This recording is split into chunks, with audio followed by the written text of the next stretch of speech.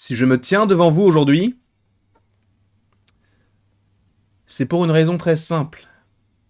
Ce mercredi 10 janvier est sorti, sort ou sortira la série Echo d'un coup. Pour rappel, c'est la première fois que Marvel fait ce genre de choses en proposant toute une série le même jour, sachant qu'elle est sous le label Marvel Spotlight. Voilà, on aura donc supposément une nouvelle animation comme on l'avait lors des specials, en plus du logo Marvel Studios. Et j'avais déjà fait une vidéo après le premier trailer d'Echo en disant qu'il fallait réhabiliter la série. Parce que oui, le personnage d'Echo n'est pas nécessairement le personnage auquel on pouvait, au premier abord, associer une série. Et ça, on ne va pas se mentir, c'est le moins que l'on puisse dire. Dans le sens où le personnage, on l'a découvert pour la première fois dans la série Hawkeye. Et on ne va pas se mentir, cette série, elle était bien. J'ai vraiment bien aimé Hawkeye, mais le personnage ne tire pas nécessairement son épingle du jeu. Et on peut se poser la question de, mais pourquoi avoir fait une série sur elle plutôt que d'avoir fait une série, je ne sais pas, sur Yelena Belova ou sur n'importe quel autre personnage de la série si tu voulais faire un spin-off. Là, on a eu Echo. Je n'ai pas encore vu la série. J'ose espérer qu'elle sera de qualité parce que le trailer m'a donné vraiment envie de m'intéresser en fait à ce personnage-là. Il est vrai que cette série parle d'Echo, mais on retient surtout actuellement soit du Caïd, soit du Daredevil qui serait présent dans la série. Et par ailleurs, dans le trailer d'Echo, justement, on a une scène de combat entre les deux personnages, supposément une scène logiquement entre guillemets, et attention spoiler, flashback. Donc on verra comment tout cela peut évoluer par la suite. Par ailleurs, je vous rappelle également que la diffusion des vidéos, parce que là c'est bon, étant donné qu'on est le 7 janvier et que la série sort le 10, il va falloir que je me mette à jour là-dessus. Et oui, il y aura donc une critique par jour du mercredi au dimanche, comme on l'avait fait pour What If, même si la série sort d'un coup, je serai supposément habillé de la même manière, puisque moi je vais la binge-watcher, donc mercredi ne comptez pas sur moi pour vous parler, c'est mort, et on va tout regarder, et les vidéos sortiront les unes après les autres.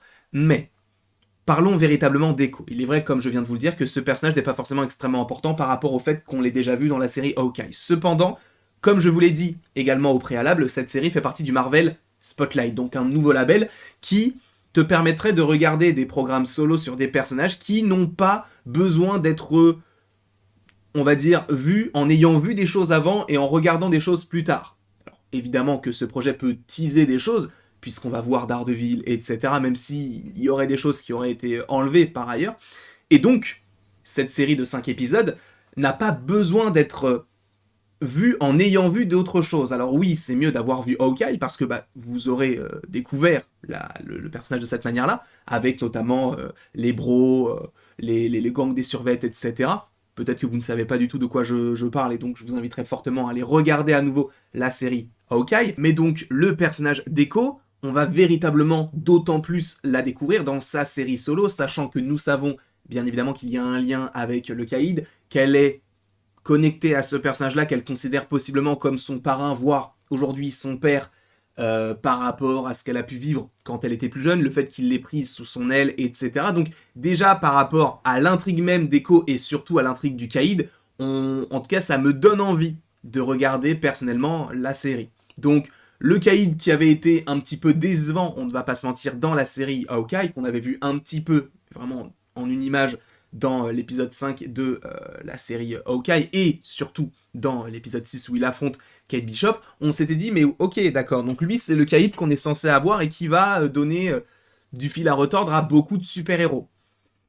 Là, on a un Caïd qui va envoyer du très très lourd. Alors, dans le doute, je n'ai pas forcément voulu vous montrer la main pleine de sang qu'il arbore, entre guillemets, avec sa bague, etc.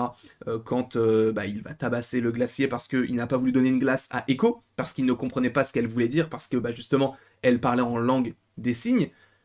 Et tu vois toute la violence et toute la protection qu'il y a autour de ce personnage-là, et tu te dis, ok, lui, il ne va pas rigoler, et on est clairement sur une autre facette de ce qu'on avait par rapport à Hawkeye. Donc moi, ça ne me dérange absolument pas d'avoir un Caïd qui soit violent, bien au contraire, je me dis, que c'est dans la continuité de ce qu'on avait vu du côté de Daredevil. Alors encore une fois, à voir si la série Daredevil sera canon avec le MCU, est-ce qu'il y aurait des connexions, etc. Je ne sais pas, je vous avoue qu'il y a certaines personnes qui disent que oui par rapport à certaines choses. Je n'ai rien vu de tout ça, donc je ne peux pas vous l'affirmer, en tout cas par rapport à ce que moi j'en ressens comme hypothèse par rapport à tout cela. Mais le Caïd est un personnage que j'attends énormément, et je pense que ce qui va être intéressant, c'est ce petit retournement. C'est-à-dire que, et j'en suis le premier, bon, je n'étais pas forcément le premier à le dire, mais c'est vrai que je me posais la question de pourquoi sur Echo. Et c'est vrai qu'on peut se dire, bah peut-être qu'on fait une série sur Echo parce qu'en fait on a besoin d'un personnage pour introduire d'autres éléments qui nous permettaient donc de recoller les morceaux avec les séries sur Netflix. Puisque nous savons que dans cette série on a Vincent D'Onofrio et Charlie Cox de retour dans le rôle respectif, dans les rôles respectifs du Caïd et de Daredevil. Donc on sait de toute manière qu'il va y avoir des connexions qui vont s'établir supposément avec un passé qui ne sera pas totalement parfaitement connecté, mais qui pourra t'aider à mieux appréhender la série par rapport aux différents conflits qui existent entre le Caïd, Daredevil, et donc Echo qui a été rajouté un petit peu au milieu de tout ça. Donc peut-être que on va se dire, ok, ils ont fait une série Echo pour parler en fait de Daredevil, pour introduire sa série. Mais en réalité, moi ce qui va m'intéresser aussi par rapport à Echo, ça va être son histoire, ça va être tout ce qui va être autour de la culture qui l'englobe, de savoir ce qui s'est passé en lien avec ses ancêtres, et en tout cas, attention, encore une fois, possible spoiler, elle devrait avoir déjà un nouveau costume et des pouvoirs. Donc, j'ai hâte de savoir ce qui va se dérouler concernant ce personnage et son évolution au sein même de son projet solo, parce que je pense que ça peut donner quelque chose de très très très intéressant. Alors peut-être pas forcément visuellement, mais en tout cas sur le personnage, ça va lui donner une ampleur un petit peu plus grandissante, et peut-être qu'à la fin de la série Echo, ceux qui se disaient au début, oui, bon, c'est un personnage qui ne va pas forcément m'intéresser dans une série solo, vont peut-être se dire, ok, là je comprends pourquoi ils l'ont fait, parce que ça permet de développer un nouveau pan dans l'univers Marvel, et en plus de se recoller avec des choses qui sont déjà sorties au préalable. Donc, toutes ces choses-là font que pour l'instant, Echo, pour moi, en tout cas du premier trailer que j'ai vu, me donne énormément envie de pouvoir mieux appréhender, on va dire, la série et de m'y plonger totalement. Sachant bien sûr qu'il faut évidemment en parler, la série serait beaucoup plus sanglante. Là, on voit une balle qui se loge dans le cou d'un autre.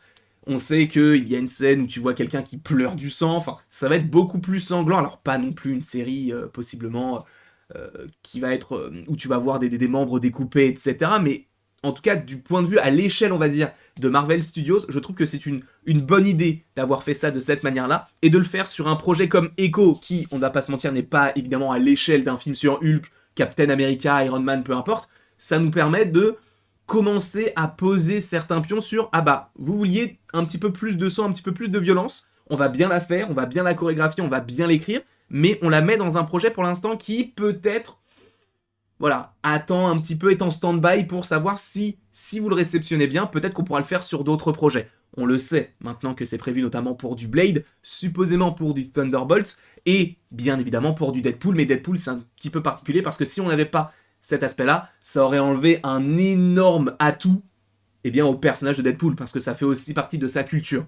Donc, cet aspect-là aussi, pour moi, est nécessaire, entre guillemets, ou en tout cas va être extrêmement important et extrêmement intéressant à évoquer dans la série. Et encore une fois, il ne faut pas s'attendre à avoir du Daredevil à chaque épisode, et notamment un teasing, puisque, attention, gros spoiler sur la fin, je vous laisserai quelques secondes, voilà, le temps que je vous dise de partir pour partir, mais a priori, il y aurait eu, au tout début du projet, un teasing vers Daredevil Born Again, mais je pense qu'étant donné que la série est en train d'être réécrite et qu'il y a la volonté aussi de faire un Marvel Spotlight et donc de faire un projet qui puisse vivre sans pour autant avoir des connexions avant et après, eh bien il n'y aurait plus cette connexion visible entre Echo et Daredevil, même si Daredevil est toujours dans la série, et ça va nous servir, il y aura certains petits teasings, mais ce ne sera pas du « regardez, cette scène post-générique tease Daredevil », non, ça sera plus du « ah bah on a vu Daredevil, on a vu le Caïd qui se développe, bah du coup ça on pourra le voir », dans la série Daredevil Born Again. En tout cas, voilà tout ce que j'avais à vous dire concernant la série Echo. Je pense vraiment que ça peut être une très très très belle surprise.